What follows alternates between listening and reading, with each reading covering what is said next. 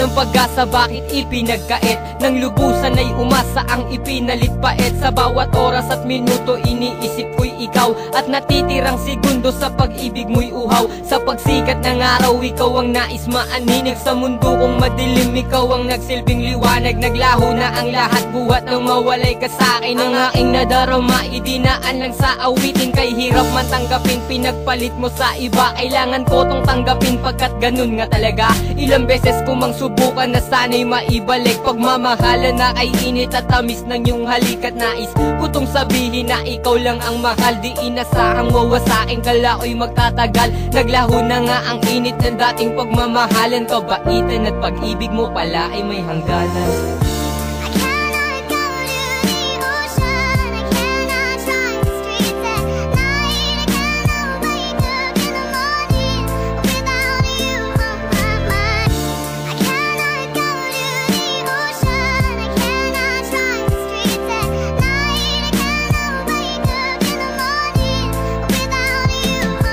Parang presong walang laya sa rehas ng kalungkutan. Iniisip ang sagot sa aking mga katanungan. Bakit ka nawalay sa akin? San ba ako nagkamali? Sana'y mayakap ka muli kahit segundo't sandali na. Sayang lang mga pangarap na inihipan ng hangin. Masasayang nagdaan, yun lang ang natira sa akin. Alaalang kay saya na malaboy at ang maulit. Parang batang nag-review, bumagsak sa pagsusulit. Ito ba ang kapalit? Ibinigay kong katapatan, dinain ko ang sakit. Di umubra ang katapangan, di na pinaniwalaan, nag-iba ang pagtingin. Tila nga pinanghinaan, ngunit ika'y mahal pa rin. Di bibitawan ng pangakong ikaw lang ang nagmay-ari. Na ang puso ko'y sa'yo kahit lungkot pa ang magari. Ako'y magbubulag-bulagan, ipipiring ang mata. Manhid na sa mga pasakit, alam ko lang mahal kita.